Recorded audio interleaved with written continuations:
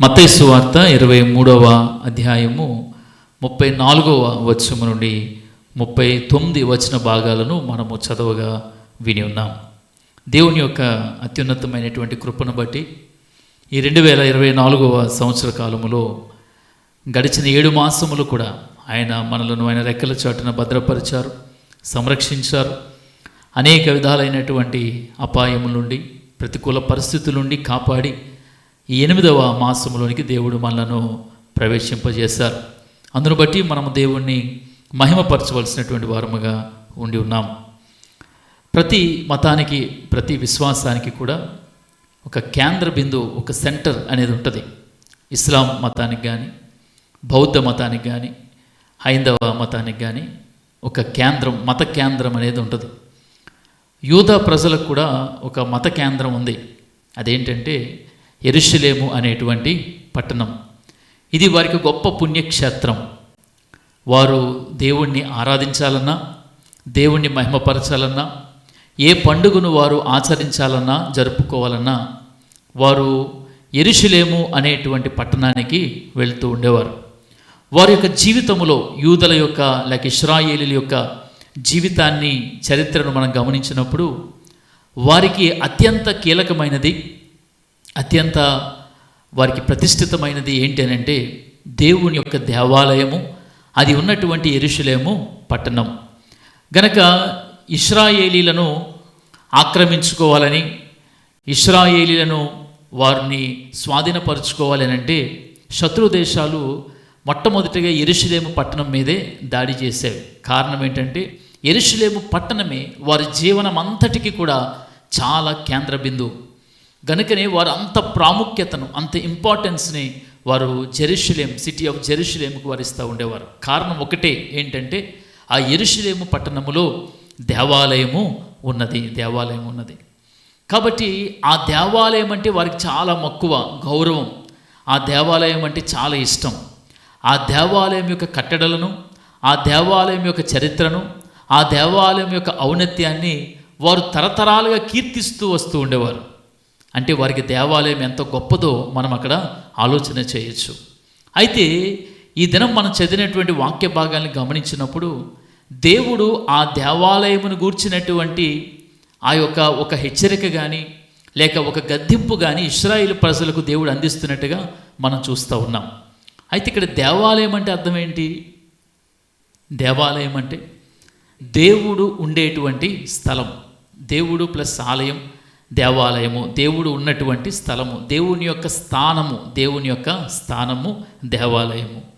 ఇలాంటి దేవాలయము వారు కలిగి ఉన్నప్పుడు ఆ దేవాలయంలో దేవుడున్నాడనేటువంటి భావనతో వారు హృదయములో చాలా రకాలైనటువంటి భావాలు వారు కలిగి ఉంటూ ఉండేవారు. అంటే వారి ఉద్దేశం ఏంటంటే ఈ ప్రపంచాన్ని సృష్టించిన దేవుడు మా మధ్యనే ఉన్నాడు, మా గుడిలోనే, మా దేవాలయంలోనే ఉన్నాడు. కాబట్టి మేము చాలా ఉన్నతులము, మేము చాలా గొప్పవారము, మేము మతములో కానీ, మా ఆచారాల్లో కానీ, మా పారంపర్యాల్లో కానీ మేము చాలా అందరి ప్రజల కంటే, అన్ని మతాల కంటే మేము చాలా గొప్పవారం అనేటువంటి భావన వారికి ఉండేది. కాబట్టి వారు దేవాలయాన్ని చూసి గర్విస్తూ ఉండేవారు. దేవాలయమే వారి మతం అనుకునేవారు, దేవాలయమే వారి భక్తి అనుకునేవారు, దేవాలయమే వారి విశ్వాసం అనుకునేవారు, దేవాలయమే వారి సమస్తమని అనుకుంటూ ఉండేవారు. అయితే వారు మరచినది ఏంటంటే అలాంటి అనేక రకాలైనటువంటి గొప్పతనాలు, కీర్తి ప్రతిష్టతలు కలిగినటువంటి ఆ దేవాలయములో వారు విస్మరించింది ఏంటంటే దేవాలయం ఉంది కానీ అందులో దేవుడు లేడు. దేవాలయం ఉన్నది కానీ ఆ దేవాలయంలో దేవుడు లేడు. ఇది వారు గుర్తించలేకపోయారు, ఇది వారు గమనించలేకపోయారు. ఎందుకు దేవుడు దేవాలయంలో లేడు? మీరు గమనించండి. మీరు ఒక చోటుకి వెళ్ళారంటే అక్కడ మీరు కూర్చుండేటువంటి స్థలంలో మీకు కన్వీనియన్స్ లేకపోతే వెంటనే మీరు ఏం చేస్తారు? అక్కడ నుండి లేచి వేరే స్థలానికి వెళ్ళిపోతారు. మీరు బస్ స్టాండ్కి వెళ్ళారనుకోండి, మీరు వెళ్ళే బస్సులో కిక్కిరిసిపోయి జనాలు ఉన్నారనుకోండి, మీరు వెళ్ళడానికి ప్రయత్నం చేస్తారు, ఒక మెట్టు లోపల పెట్టి అడుగు వేసి బస్సులోకి వెళ్తారు. అయితే సరిగ్గా మనకి కన్వీనియంట్గా లేకపోతే వెంటనే ఆ బస్సులో నుండి దిగిపోతాం. కాబట్టి ఎక్కడైతే మీకు కన్వీనియన్స్ ఉంటుందో అక్కడ ఉండడానికి ప్రయత్నం చేస్తారు. మీకు కన్వీనియంట్గా లేనప్పుడు అక్కడ మీరు ఉండలేరు. దేవాలయములో ఎవరి గురించి దేవాలయం కట్టబడింది? దేవుడి గురించి దేవాలయం కట్టబడింది. దేవుడు ఉండడానికి దేవాలయం కట్టబడింది. కానీ దేవాలయంలో దేవుడు ఉండడానికి అనువైనటువంటి పరిస్థితులు అక్కడ లేవు గనుక దేవుడు దేవాలయంలో లేడు. అది గ్రహించలేనటువంటి, అది రియలైజ్ అవ్వలేనటువంటి ఇశ్రాయేలీలు వారు అంటూ ఉన్నారంట, ఇక్కడే దేవుడు ఉన్నాడు, ఇదే దేవాలయము, ఇదే దేవాలయము అని వారు చెప్పుకుంటూ దేవుడు లేనటువంటి దేవాలయాన్ని చూసి వారు మతములో మేము చాలా గొప్పవారమని వారు అనుకుంటూ ఉండేవారు. అలాంటి ప్రజలను ఉద్దేశించి దేవుడు ఇర్మియా ద్వారా వారిని గద్దిస్తూ బోధిస్తున్నటువంటి వాక్య భాగాన్ని మనం ఈ దినాన చదువుకున్నాం. ఇర్మియా గ్రంథము 7వ అధ్యాయం, ఇర్మియా గ్రంథం 7వ అధ్యాయం 1 నుండి 11 వచనాలు చదువుకున్నాం. అక్కడ 4వ వచనములో దేవుడు ఇశ్రాయేలుతో మాట్లాడుతూ అంటాడు, ఈ స్థలము యెహోవా ఆలయము, ఈ స్థలము యెహోవా ఆలయము, ఈ స్థలము యెహోవా ఆలయము అని మీరు చెప్పుకొనుచున్నారే. వారు ఏమంటున్నారంట, ఈ ఆలయము యెహోవాది, ఇక్కడ ఎవరున్నారు, దేవుడు ఉన్నారు అని వారు చెప్పుకుంటున్నారు. అయితే దేవుడు అంటాడు, ఇవి మోసకరమైన మాటలు. ఆయన ఏమంటాడు, దీన్ని మోసకరమైన మాటలు. ఈ మోసకరమైన మాటలను మీరు ఆధారము చేసుకొనకుడి. వారు అంటూ ఉన్నారు ఏమనంటే ఇది యెహోవా ఆలయమని, కానీ ఇది యెహోవా ఆలయము కానే కాదు. కారణం ఏంటంటే అందులో యెహోవా లేడు. ఎందుకు లేడనంటే ఆ ఆలయము దేవుడు ఉండడానికి తగినటువంటి పరిస్థితులు కలిగి లేదు. కాబట్టి ఈ మాటలు ఏ మాటలు అంటే ఇవి మోసకరమైనటువంటి మాటలు. గనక ఈ దినము దేవుడు ఈ వాక్య భాగాలను మన జీవితాలకి అన్వయించుకునే విధముగా చక్కటి వాక్య సందేశాలు మనకి ఇవ్వబడ్డాయి. ఈ దినం మనం ఆలోచన చేసినప్పుడు దేవుడు యెరూషలేము అనేటువంటి ఒక పట్టణాన్ని సిద్ధపరుచుకున్నాడు. ఆయన కొరకు ఆ పట్టణాన్ని ప్రతిష్ఠించుకున్నాడు. దేవాలయము నిర్మించబడ్డానికి ఒక స్థలాన్ని ఆయన కేటాయించుకున్నాడు, ఒక స్థలాన్ని ఆయన ప్రత్యేకపరుచుకున్నాడు. అందుకే మీరు చూస్తే మొదటి రాజుల గ్రంథం 8వ అధ్యాయము, మొదటి రాజుల గ్రంథము 8వ అధ్యాయం 29వ వచనములో మనం చూస్తే, మొదటి రాజుల గ్రంథం 8వ అధ్యాయం 29వ వచనములో ఇక్కడ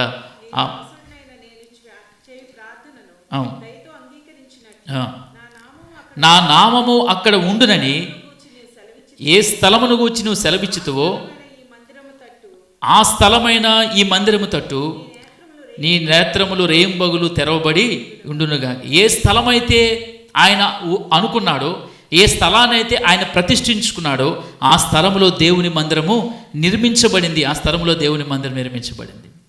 దేవుడి మందిరం నిర్మించబడిన తర్వాత అంట దేవుడి కనుదృష్టి ఆ మందిరము పైనే ఉన్నది. 9వ అధ్యాయం 3వ వచనంలో చూడండి, రాజుల గ్రంథం 9వ అధ్యాయం 3వ వచనంలో అతనితో ఇలాగూ సెలవిచ్చెను, నా సముఖమందు నీవు చేసిన ప్రార్థన విన్నపములను నేను అంగీకరించి తిని, నా నామమును అక్కడ సదాకాలము ఉంచుటకు నీవు కట్టించిన ఈ మందిరమును పరిశుద్ధపరిచి ఉన్నాను.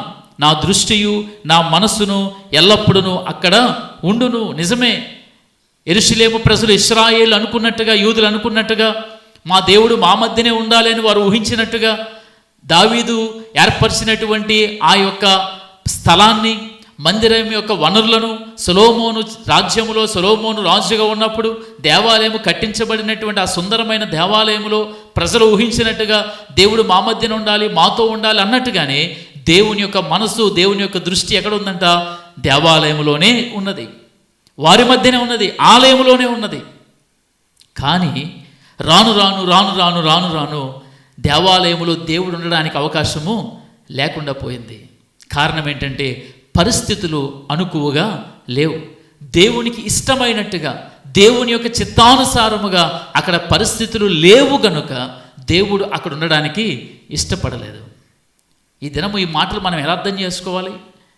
ఎలా అర్థం చేసుకోవాలి?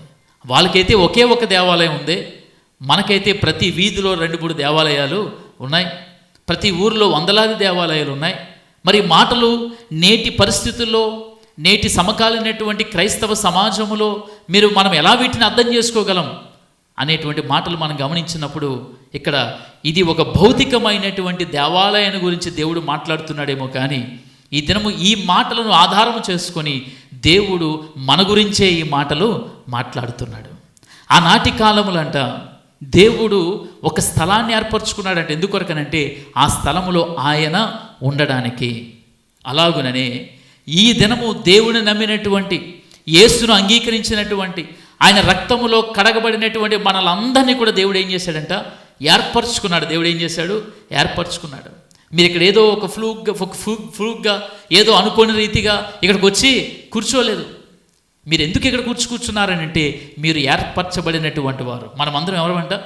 ఏర్పరచబడినటువంటి జనాంగం. అందుకే మొదటి పేతురు పత్రికలో ఈ మాటలు మనం చూస్తాం. మొదటి పేతురు పత్రిక 2వ అధ్యాయం, మొదటి పేతురు పత్రిక 2వ అధ్యాయం 9వ వచనములో, అయితే మీరు చీకటిలో నుండి ఆశ్చర్యకరమైన తన వెలుగులోనికి మిమ్మల్ని పిలిచిన వాని గుణాతిశయములను ప్రచురము చేయ నిమిత్తము మీరు ఎవరంట? ఏర్పరచబడిన వంశము. మనం ఎవరము? ఏర్పరచబడిన వంశం. పేతురు అంటాడు మనం ఏర్పరచబడిన వారం. అలాగే పౌలు కూడా అంటాడు తెస్సలోనికీయులకు సంఘానికి రాస్తూ చెప్పబడినటువంటి మాటను మనం చూస్తే, మొదటి తెస్సలోనికీయులకు రాసిన పత్రిక 1వ అధ్యాయం, తెస్సలోనికీయులకు రాసిన పత్రిక 1వ అధ్యాయం 4వ వచనంలో, ఏలయనగా దేవుని వలన ప్రేమింపబడిన సహోదరులారా మీరు ఏర్పరచబడిన సంగతి. మనం ఏంటంట? ఏర్పరచబడినటువంటి జనాంగం. మనం ఏర్పరచబడినటువంటి ప్రజలం, దేవుని చేత పిలువబడినటువంటి ప్రజలం, దేవుని చేత సిద్ధపరచబడినటువంటి ప్రజలం. ఎందుకు? కారణం ఏంటి? ఒకటే, అక్కడ దేవాలయాన్ని దేవుడు ఏర్పరచుకున్న కారణం ఏంటంటే ఆ దేవాలయంలో ఆయన ఉండడానికి. ఇప్పుడు నిన్ను నన్ను క్రీస్తు నామములో పిలువబడిన ప్రతి ఒక్కరిని దేవుడు ఏర్పరచుకున్నాడు. దేనికి అని అంటే వారిలో ఆయన ఉండడానికి, వారిలో ఆయన ఉండడానికి. అందుకే అపోస్తలుడైనటువంటి పౌలు రాస్తున్నటువంటి మాట మనం చూడొచ్చు.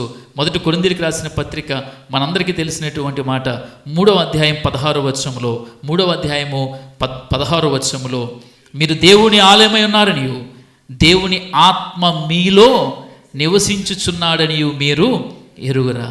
ఆయన ఏమంటాడు? దేవుని ఆత్మ మనలో నివసిస్తూ ఉందంట. దేవుడు మనల్ని ఏర్పరచుకోవడానికి, దేవుడు మనల్ని పిలవడానికి, దేవుడు మనల్ని సిద్ధపరచుకోవడానికి కారణం ఏంటంటే దేవుడు మనలో నివాసం ఉండడానికి. దేవుడు మనలో నివాసం ఉండడానికి ఆయన మనలను ఏర్పరచుకున్నాడు. చూడండి, అప్పుడు ఆ దేవాలయాన్ని దేవుడు ఉండడానికి ఏర్పరచుకున్నప్పుడు రాను రాను ఆ దేవాలయం ఏమైందంట? దేవుడు ఉండడానికి అనువైనటువంటి స్థలముగా లేదు గనక దేవుడు అందులో లేడు. ఈ దినము మనల్ని కూడా దేవుడు ఎందుకు ఏర్పరచుకున్నాడు? దేవుని ఆత్మ మనలో నివాసం ఉండడానికి ఆయన మనల్ని ఏర్పరచుకున్నాడు. ఇక్కడ మనం ప్రశ్నించుకోవాల్సింది ఏంటంటే నిజంగా ఇప్పటికీ దేవుడు మనలో ఉన్నాడా? దేవుడు మనలో ఉన్నాడా? దేవుని ఆలయాన్ని గురించి మనం మాట్లాడుతూ మనం ఎప్పుడు కూడా మన వ్యక్తిగతంగా దేవుని ఆలయాన్ని గురించి మనం మాట్లాడుకుంటూ ఉంటాం. నిజమే, మన దేహమే దేవుని ఆలయమని. అయితే 3 విషయాలు మీకు చెప్తాను. ఒకటి ఏంటంటే వ్యక్తిగతంగా మనం అందరము దేవుని యొక్క ఆలయం. రెండవది కుటుంబముగా మనం దేవుని యొక్క ఆలయం. మూడవది సమాజంగా సంఘముగా మనం దేవుని యొక్క ఆలయం. మొదటి మాట ఏంటంటే ఇప్పుడు కొరింథీయులకు రాసిన పత్రికలో చదువుకున్నాం కదా. మొదటి కొరింథీయులకు రాసిన పత్రిక 3వ అధ్యాయం 16వ వచనంలో అంటాడు, మీరు దేవుని ఆలయమై ఉన్నారని దేవుని ఆత్మ మీలో నివసించుచున్నాడని మీరు ఎరుగురా. మనం ఎవరు అంటే దేవుని యొక్క ఆలయం.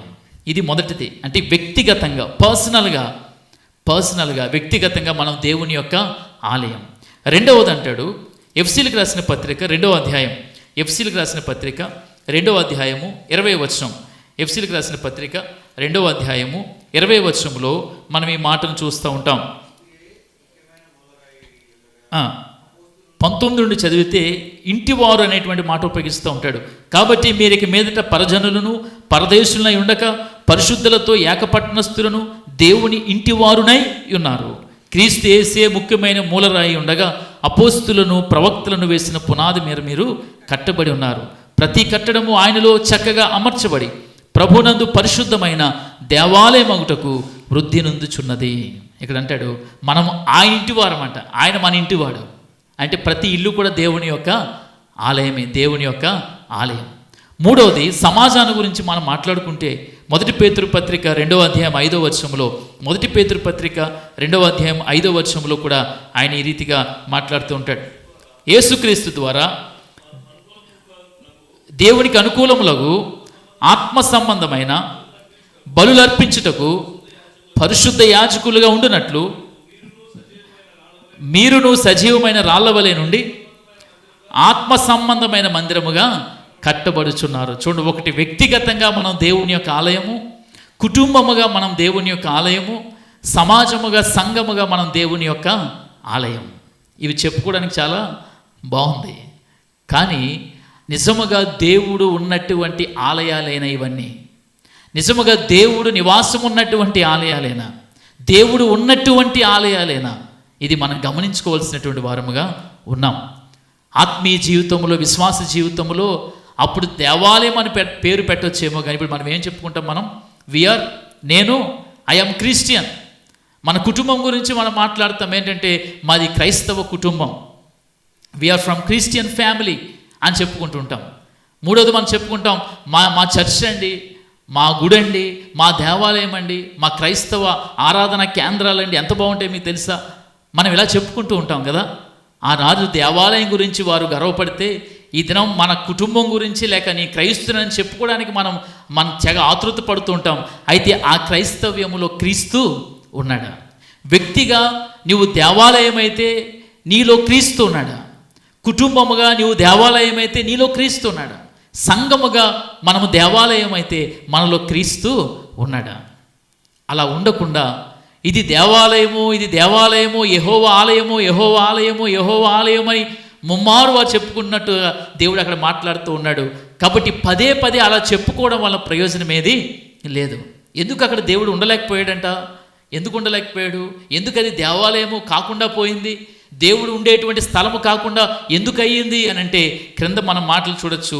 ఇర్మియా గ్రంథంలోనే మనం ఇదನ್ನು చదువుకున్నటువంటి వాక్య భాగాల్లోనే చూడండి, 5వ వచనములో, మీ మార్గములను మీ క్రియలను మీరు యథార్థముగా చక్కపరుచుకొని ప్రతివాడు తన పొరుగు వాని ఎడల తప్పకు న్యాయము జరిగించి పరదేశులను, తండ్రి లేని వారిని, విధవరాండ్రను బాధింపకియు, ఈ చోట నిర్దోషి రక్తము చిందింపకియు, మీకు కీడు చేయు కలుగు చేయు అన్య దేవతలను అనుసరింపకి ఉన్నాడు. అలా 4 విషయాలు అక్కడ చెప్తా ఉన్నాడు. 4 విషయాలు.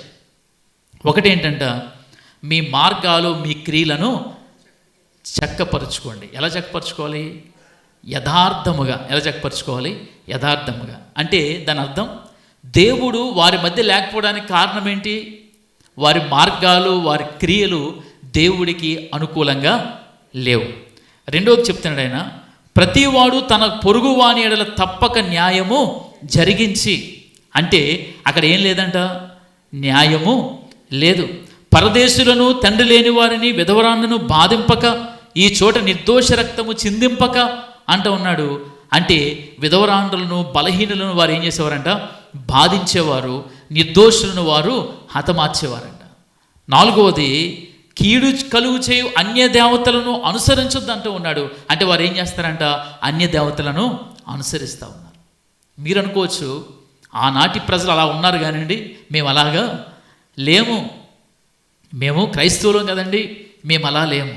మీరు అక్షరార్థంగా ఈ మాటలు తీసుకుంటే మనం ఎవరు అలా లేము. అయితే దీనిని కాంటెక్చువల్గా మీ జీవితాలకి అన్వయించుకొని మాట్లాడుకుంటే ప్రతి ఒక్కరూ ఇలాగే ఉన్నారు. క్రీస్తులో మారని ప్రతి ఒక్కరి యొక్క జీవితం ఇలాగనే ఉంది. నిజమైన మారు మనసు లేనటువంటి ప్రతి వారి యొక్క బ్రతుకులు ఇలాగనే ఉన్నాయి. ఒకటి మనం చూస్తే మార్గములు క్రియలు. దీనిని మనం ఎలా ఆలోచన చేయాలంటే, మార్గాలంటే ఆలోచనలు, క్రియలంటే మన యొక్క జీవితం. నిజంగా మన జీవితంలో యథార్థమైనటువంటి, దేవునికి అనుకూలమైనటువంటి జీవితంగా మన జీవితం ఉందా? మన ఆలోచనలు, మన ఉద్దేశాలు దేవునికి ఇష్టమైన ఆలోచనలుగా, దేవునికి ఇష్టమైన ఉద్దేశాలుగా మన ఆలోచనలు ఉన్నాయా? ఇది మనం ప్రశ్నించుకోవాలి. ఒకవేళ అలా లేకపోతే మనం ఎలాంటి వారమంట? దేవాలయం అని చెప్పుకుంటున్నాం కానీ దేవుడు లేనటువంటి ఆలయాలు. మనము క్రైస్తవులం అని చెప్పుకున్నాం కానీ క్రీస్తు లేనటువంటి క్రైస్తవులుగా మనం మిగిలిపోతూ ఉంటాం. రెండవది ఆయన అంటాడు, అక్కడ న్యాయము జరిగించాలి.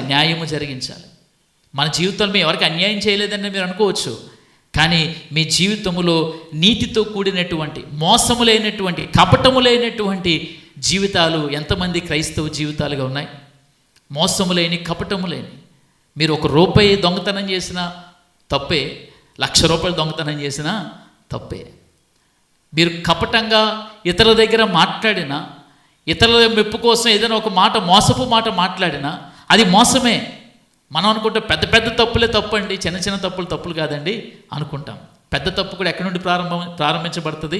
చిన్న తప్పు నుండి ప్రారంభించబడుతుంది.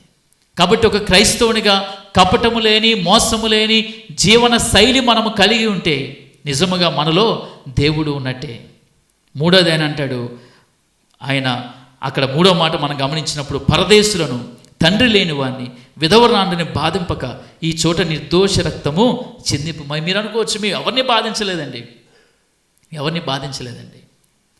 మీ తండ్రి లేనివారు, విధవరాండ్రు, పరదేశులు అని అంటే బలహీనులు, సమాజంలో బలహీన స్థితిలో ఉన్నవారు, వీక్ పీపుల్, వారికి ఎటువంటి స్తోమత, శక్తి, సామర్థ్యము, పలుకుబడి లేనటువంటి వారు. అలాంటి వారిని వారు బాధించేవారంట. మనం ఏం చేస్తాం తెలుసా? బాధించము, కానీ మనం తక్కువగా చూస్తాం. నేటి సమాజం క్రైస్తవం ఎలా చూస్తుందంట? డబ్బు లేని వారిని, ఈ సమాజంలో దీనులుగా ఉన్నవారిని, ఏమీ లేనటువంటి వారిని మనం ఎలా చూస్తాం? ఒకవేళ మీరు బయటికి ఏదో ఆ ప్రేమ ఉన్నట్టుగా కనపరుస్తారేమో, కానీ మనమంటే అందరు సమాజంలో, కానీ లోపల మేము వేరు వారు వేరు అనేటువంటి భావన మనం కలిగలేమా? మేము వారికంటే గొప్పవారం అనేటువంటి ఆలోచన మనలో ఉండదా? మేము వారికంటే అతీతులము, చదువుకున్న వారము, ధనికులము, సమాజంలో ఉన్నత స్థితిలో ఉన్నటువంటి వారం అనేటువంటి లోపల ఆ యొక్క భావం మనలో లేదా? గమనించండి, అక్కడ వారు బాధిస్తూ ఉన్నారంట. మనం ఏం చేస్తూ ఉన్నామంటే, ఒకవేళ ప్రత్యక్షంగా నువ్వు బాధించకపోవచ్చు, కానీ నీ హృదయంలో ఆ భావన నీవు కలిగి ఉండి ఉండొచ్చు. ఆ భావన మనం కలిగి ఉండొచ్చు. నాలుగోది ఆయన అంటాడు, కీడు చేసేటువంటి లేక మనకు ప్రతికూల పరిస్థితులు కలిగించేటువంటి అన్య దేవతలు. మేము ఎక్కడ అన్య దేవతలను ఆరాధించలేదండి అని మీరు అనుకోవచ్చు. దేవుడు కంటే దేనినైనా ఎక్కువగా నువ్వు ఆలోచన చేసినప్పుడు అది ఒక విగ్రహమే. అది ఏదైనప్పటికీ, అది ఏదైనా, what ever it may be, ఒక దేవుడి కంటే నువ్వు ఎక్కువగా దేనిని ప్రేమించిన, దేవుడి కంటే ఎక్కువగా నువ్వు దేనికి ప్రాముఖ్యతనిచ్చిన, దేవుడి కంటే ఎక్కువగా నువ్వు దేనికి ప్రాధాన్యత ఇచ్చినా అది విగ్రహమే నీ జీవితంలో. ఎందుకనంటే దేవుడి కంటే అతీతమైనది ఈ లోకంలో ఏదీ లేదు. కాబట్టి ఆలోచన చేయండి, వ్యక్తిగతంగా మనం దేవాలయమై ఉన్నప్పుడు మనలో దేవుడు ఉన్నాడా? దేవుడు ఉన్నాడా? కుటుంబముగా నువ్వు దేవాలయం ఉన్నప్పుడు నీ కుటుంబంలో దేవుడు ఉన్నాడా? భార్య గుడికి వస్తే భర్త గుడికి రాడు, భర్త గుడికి వస్తే భార్య గుడికి మందిరానికి రారు, వీరిద్దరూ వస్తే వారి పిల్లలు మందిరానికి రారు. ఒక్కొక్కరిది ఒక్కొక్క దారి, ఒక్కొక్కరిది ఒక్కొక్క ఆలోచన. కుటుంబ ఆరాధనలో అందరూ కూర్చొని ప్రార్థన చేసుకుంటారంటే తల్లిదండ్రులు కూర్చుంటారు, పిల్లలు ఉండరు. దేవుని మందిరంలో అందరూ కూర్చొని దేవుని ఆరాధిస్తారంటే ఒక్కొక్కరు ఒక్కొక్క ఆలోచన కలిగి ఉంటారు. అలాంటి క్రైస్తవ కుటుంబాలను చూసి మనం అనుకుంటూ ఉంటాం, మేము మా కుటుంబంలో దేవుడు ఉన్నాడు, మా కుటుంబమే దేవుని ఆలయమని. మూడవది క్రైస్తవ సమాజము, సంఘము. సంఘములో దేవుడు ఉండాలి అంటే సంఘంలో ఏముండాలి? ఐక్యత ఉండాలి, ఏకమత్యం ఉండాలి, ఒకరి పట్ల ఒకరి ప్రేమ, ఆ యొక్క ప్రేమానుభవం కలిగి ఉండాలి, ఒకరి పట్ల ఒకరి ఆప్యాయత కలిగి ఉండాలి. ఇవి లేనప్పుడు మనం అనుకుంటుంటాం మా సంఘములో దేవుడు ఉన్నాడని. ఇవి లేనప్పుడు దేవుడు సంఘంలో ఉంటాడా? సంఘము ఇన్స్టిట్యూట్గా అభివృద్ధి చెందొచ్చేమో, సంఘము ఒక ఇన్స్టిట్యూషనల్గా, అది ఆర్థికంగా మరొక రకంగా ఉన్నత స్థితికి చేరొచ్చేమో, కానీ ఆత్మీయముగా ఈ యొక్క దేవుని యొక్క ప్రిన్సిపల్స్, సూక్తులు లేనటువంటి సంఘము ఆత్మీయంగా ఎప్పటికీ అభివృద్ధి చెందదు. కాబట్టి ఆత్మీయమైనటువంటి అభివృద్ధి, దేవుడు ఆత్మీయమైన అభివృద్ధి సంఘానికి కలిగించాలంటే సంఘంలో ఎవరు ఉండాలి? ఏమండి? సంఘములో మనకంటే దేవుడు ఉండాలి. దేవుడు ఉన్నప్పుడు మాత్రమే ఆ సంఘములో, ఆ దేవాలయములో అడుగుపెట్టిన ప్రతి వ్యక్తి ఆశీర్వదింపబడతాడు. అడుగుపెట్టిన ప్రతి వ్యక్తికి దేవుని ఆత్మచేత నింపబడతాడు. అడుగుపెట్టిన ప్రతి వ్యక్తి దేవునికి మహిమకరంగా వర్ధిల్లుతాడు. కాబట్టి దేవుడు ఆలయము అని పిలువబడుతున్నటువంటి వ్యక్తులుగా మనము కానీ, మన కుటుంబాలలో కానీ, మన సంఘములో కానీ ఈ లక్షణాలు కలిగి ఉన్నామేమో ఒకసారి మనల్ని మనము సమీక్షించుకోవాలి. అప్పటి నుండి యేసు ప్రభు వారి యొక్క కాలం వరకు వారిలో ఎటువంటి మార్పు లేదు. అదే బోధించారు ప్రజల్లో కూడా. యేసు ప్రభు వారి శిష్యులు యేసుని చూసి అంటాడు, ప్రభువా ఇదిగో చూసావా ఆ దేవాలయము ఎలా కట్టబడిందో? అప్పుడే యేసు అంటాడు, ఈ దేవాలయాన్ని మీరు కూల్చండి, మూడవ దినాన్ని దాన్ని నేను మరలా లేవనెత్తుతాను. అంటే వారి యొక్క మాన్యుమెంట్స్, ఆ దేవాలయం పట్ల వారికి ఉన్నటువంటి ఆ భావన మీరు చూడండి. వారిలో భక్తి లేదు, అప్పటికే దేవుడు లేడు అందులో. అందుకే ప్రభువారు అంటాడు, ఈ మందిరమును మీరేం చేశారంటే దొంగల గుహగా మార్చాడు. అక్కడ వ్యాపార కేంద్రం అయిపోయింది దేవాలయం. ఆ యొక్క దేవాలయం కేవలం వారికి ఆర్థికమైన, రాజకీయమైన ప్రయోజనాన్ని చేకూరుస్తుంది తప్ప ఆత్మీయమైనటువంటి ప్రయోజనాన్ని చేకూర్చట్లేదు. అందుకే మీరు ఇంటికి వెళ్ళి 23వ అధ్యాయం మత్తయి సువార్త మనం చదువుకున్నాం కదా, మీరు ఇంటికి వెళ్ళి చదవండి. ప్రతి పెరకోపేలో, ప్రతి పేరాలో కూడా అయ్యో వేషధారులైన శాస్త్రులారా, పరిసయ్యులారా అని దేవుని యొక్క ఆవేదన మనం చూస్తూ ఉంటాం. చివరికి వారి గురించి ఆయన మాట్లాడుతూ అక్కడ ఆయన అంటాడు కదా, వారు ఏం చేశారంట, శాస్త్రులు పరిసయ్యులు అన్నవారు వారి 37వ వచనంలో ప్రవక్తలను చంపుచు నీ వద్దకు పంపబడిన వారిని రాళ్లతో కొట్టుచు ఉండుదానా, కోడి తన పిల్లల రెక్కల కింద ఎలాగో చేర్చుకుని అలాగే నేను నీ పిల్లలను ఎన్నో మార్లు చేర్చుకున్న వాళ్ళని ఉంటుంది, కానీ మీరు వల్లకపోతిరి. ఇదిగో నీ ఇల్లు మీకు విడవబడి ఉన్నది. యెరూషలేమా యెరూషలేమా అని పిలుస్తూ దేవుడు వారిని గద్దిస్తా ఉన్నాడు. ఇదిగో మీరు ప్రవక్తలను చంపారు, బోధించేవారిని చంపారు. మనం అనుకోవచ్చు ఇశ్రాయేల్ అలా చేశారండి, మేము ఎప్పుడు అలా చేయలేదని మీరు అనుకుంటారు కదా. ప్రవక్త అంటే అర్థం ఏంటి? దేవుని యొక్క వాక్యమే. ప్రవక్త అంటే అర్థం ఏంటి? దేవుని యొక్క మాటే. మరి దేవుని యొక్క మాట మన దగ్గరికి వచ్చినప్పుడు ఎన్ని సందర్భాల్లో ఆ మాటకు మనం విధేయత చూపించాం, ఎన్ని సందర్భాల్లో ఆ మాటకు మనం లోబడ్డాం, ఎన్ని సందర్భాల్లో ఆ మాటను మనం తృణీకరించాం, తోలనాడాం. నువ్వు దేవుని యొక్క వాక్యాన్ని తోలనాడినప్పుడు, దేవుని యొక్క వాక్యాన్ని తృణీకరించినప్పుడు దాని అర్థం ఏంటంటే నీవు కూడా ప్రవక్తని చంపిన వారితో సమానం. దేవుడు పంపించినటువంటి వాక్కులను, దేవుడు పంపించిన సందేశాన్ని, హెచ్చరికను, దేవుడు పంపించిన గద్దింపును మనం యాక్సెప్ట్ చేయలేనప్పుడు, అంగీకరించలేనప్పుడు, తృణీకరించినప్పుడు దాని అర్థం ఏంటంటే మనము కూడా ప్రవక్తలను చంపిన వారి జాబితాలో ఉన్నటువంటి వారమే. కాబట్టి దేవాలయం అని చెప్పుకుంటున్నటువంటి మనము దేవుని వాక్యాన్ని అంగీకరించలేనటువంటి స్థితిలో ఆనాటి ఇశ్రాయేలీలు కూడా దేవుని మాటను అంగీకరించలేకపోయారు. యేసు ప్రభు వారిని అంగీకరించలేకపోయారు. యేసు ప్రభు వారి గద్దెంపును వారు వినలేకపోయారు. ఎలాగిని చంపుదమా అని పన్నాగాలు పన్నారే తప్ప వారి హృదయాలను, మనసులను మార్చుకోవడానికి వారి ప్రయత్నము చేయలేదు. ప్రజలు కూడా అలాంటి వారే. ఆ మాటలే వారికి ఇష్టం కదా. నేటి సమాజం కూడా ఇలానే ఉంది. అందుకే అపోస్తలుడైన పౌలు అంటాడు, ఈ దినం అపోస్తల కార్యములో 20వ అధ్యాయం మనం చదువుకున్నాం, చాలా నేపథ్యాన్ని మనం చదువుకున్నాం. అందులో ఉన్నటువంటి భావన ఏంటంటే అపోస్తలుడైన పౌలు పడినటువంటి కష్టం, ఆయన పడిన శ్రమ, ఆయన ఎదుర్కొన్న పర్సిక్యూషన్, ఆయన ఎదుర్కొన్నటువంటి ప్రతికూల పరిస్థితులు, వీటన్నిటిని జోడించి ఆయన చెప్తే, ఇదిగో నేను ఇన్ని శ్రమలు పడ్డాను, ఇన్ని కష్టాలు పడ్డాను, ఇన్ని బాధలు పడ్డాను, మీ మధ్యన ఇంతలా నేను నా యొక్క సొంత ఖర్చుతో నేను శ్రమించి నేను మిమ్మల్ని కన్నాను, సంగముగా కట్టాను మిమ్మల్ని. అయితే నేను వెళ్ళిపోయిన తర్వాత ఎవరు వస్తారంట? తోడేళ్ళు మీ మధ్యకు వస్తాయి. ఇవి ఎవరిని కనికరించవు, ఇవి ఎవరిని కనికరించవు. మనలాంటి నేటి సమాజములో, క్రైస్తవ సమాజములో ఇలాంటి అనేక తోడేళ్ళు మనం చూస్తూ ఉంటాం. వీరేం చేస్తారంట? ఇర్మియా గ్రంథంలో ఈ మాట ఉంది, మీరు చూపిస్తాను. వారు ఏం చేస్తారంటే పైనే మనకు ఉపశమనాన్ని కలిగిస్తారంట. ఆత్మీయంగా మన మేలులు కోరరు, ఆత్మీయమైనటువంటి ప్రయోజనాన్ని కోరరు, పైన మనకు ఉపశమనాన్ని కలిగించేటువంటి అనేక రకాలైన బోధలను మనం చూస్తూ ఉన్నాం ఈనాటి సమాజంలో. ఇర్మియా గ్రంథంలో 9వ అధ్యాయం, ఇర్మియా 9వ అధ్యాయం, అక్కడ యెరూషలేములో కూడా ఆనాటి కాలంలో ఇలాంటి అనేక మంది ప్రవక్తలు పుట్టారు. చూడండి 9వ అధ్యాయము 11వ వచనం, 8వ అధ్యాయం 11వ వచనం, 8వ అధ్యాయం 11వ వచనం. సమాధానము లేని సమయమున, చూడండి, సమాధానము లేని సమయమున సమాధానము అని వారు చెప్పుచు నా జనుల గాయమును పైన మాత్రమే బాగు చేయుదురు. మనకు కూడా ఏం కావాలంట? పైనే ఇన్స్టెంట్గా. ఎప్పుడు చెప్తాను, ఎందుకో ఈ వారం ఈ మధ్యకాలంలో ఎక్కువ ఇవే వాక్య భాగాలు మనకు వస్తూ ఉన్నాయి. ఏమో మన యొక్క మనసులు, మన ఉద్దేశాలు, మన తలంపులు మారాలేమో, అలాంటి వారు ఎవరైనా ఉన్నారేమో. ఇక్కడ ఆయన అంటాడు, ఇదిగో పైన గాయాలు మాత్రమే వారు మానుపుతారంట. వారి లోపల అంతరంగము నుండి మార్పు కలిగించేటువంటి బోధలు వారు చేయరు. నేటి సమాజంలో కూడా మీరు చూడండి, మనకంతా ఎలాంటివి కావాలంటే అప్పటికప్పుడు ఎమోషనల్గా మనము మూవ్ అయిపోయేటువంటి ఆ యొక్క ఆరాధనలు మనకు కావాలి. ఎమోషనల్గా కదిలిపోయేటువంటి ఆరాధనలు మనకు కావాలి. అలా కూర్చొని ఆరాధన చేసి, అలా నిలవబడి ఆరాధన చేసి సైలెంట్గా అలా ఉంటే మనకి ఇష్టం ఉండదు. దాని ఎలా ఉంటుంది? అది బోరింగ్ అనిపిస్తుంది. ఎలా అనిపిస్తుంది అండి? బోరింగ్ అనిపిస్తుంది. మనకి ఏం కావాలి? డ్యాన్స్ వేయాలి. ఏం కావాలి? మ్యూజిక్ కావాలి, గెంతులు వేయాలి, లైటింగ్ కావాలి, ఎఫెక్ట్స్ ఉండాలి, గందరగోళం సృష్టించాలి. ఆ గంట నిన్ను మైమరిపించేది. ఆ గంట అయిపోయిన తర్వాత మళ్ళీ ఎవడు బ్రతుకు వాడిదే. ఆ గంట నువ్వు కన్నీళ్ళు కార్చేస్తావు, ఏడ్చేస్తావు, మోకలేసేస్తావు. బయటకు వచ్చిన తర్వాత నీ జీవితంలో ఏ కోసాన కూడా మార్పు కనిపించదు. It's an emotional. ఎమోషనల్గా కదిలింపబడడం కాదు మనకు కావాల్సింది, ఆత్మీయంగా అంతరంగములో మార్పు మనకు కావాలి. అందుకే ప్రభు అంటే ఆరాధించేవాడు సత్యముతోనూ ఆత్మతోనూ ఆరాధిస్తాడు.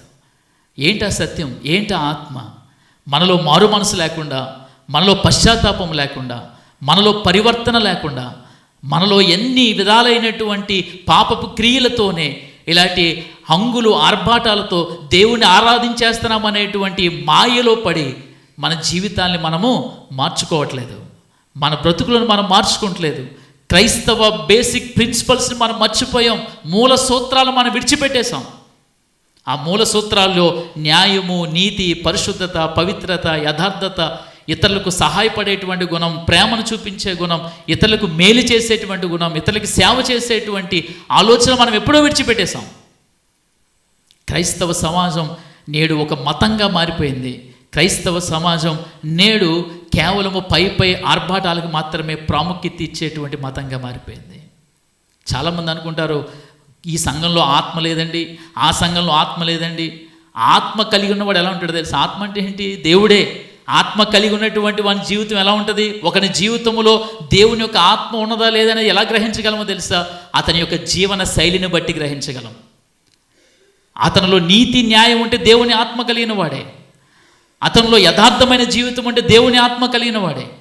అతడు దేవుడు చెప్పిన విధముగా అతని మార్గాలు ఉంటే అతని దేవుని ఆత్మ కలిగిన వాడే. ఓ ప్రక్కన మోసాలు చేస్తూ, ఓ ప్రక్కన అబద్ధాలు ఆడుతూ, ఓ ప్రక్కన అనేక రకాలైన పనులు చేస్తూ, ఆత్మ అనేటువంటి మాయలో భాషలు మాట్లాడేస్తూ ఆత్మ కలిగినటువంటి వాడిని అనుకోవడంలో బుద్ధి పొరపాటు.